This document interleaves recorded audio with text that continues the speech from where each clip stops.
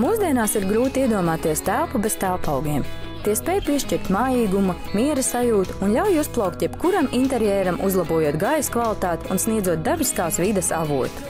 Uzņēmums Sijā Pulksteņa ezers pieredzējušie dārznieki saviem klientiem piemeklē vispiemērotākos telpaugus, pat telpām ar mākslīgu apgaismojumu un iesaka pareizas augu kopšanas metodas. Nodrošina arī augu piegādi, kā arī esošo augu pārstādīšanu un sniedz pat iespēju augus iznomāt.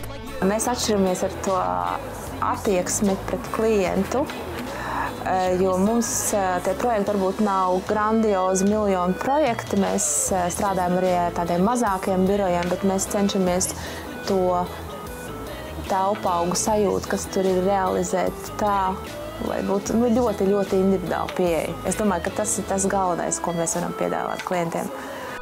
Kompānija Latvijas tirgū veiksmīgi popularizē īpašu zaļo sienu – vertikālo dārzu. Tas ir moderns nākotnes risinājums urbānai videi un iekštelpai. Izveidojot vertikālo dārzu telpās, tiek iegūts ne tikai vizuāli pievilcīgs interjera objekts, bet arī praktisks pielietojums un iedvesmojoša vide. Daudziem ir gadījies atrast mīļoto telpaugu ar brūnām, sakaltušām lapām un lauzīt galvu, kas augam varētu nepatikt. Sijā Pulksteņa ezers iesaka neburties cauri grāmatām, lai uzzinātu visu par augu kopšanu. Uzņēmumu čaklē dārznieki parūpēsies, lai augi būtu zaļi un plaukstoši. Telpu skaistumu un burvību papildus piešķir dekoratīvie puķu podi, kas augu spēj izcelt un pat palielināt.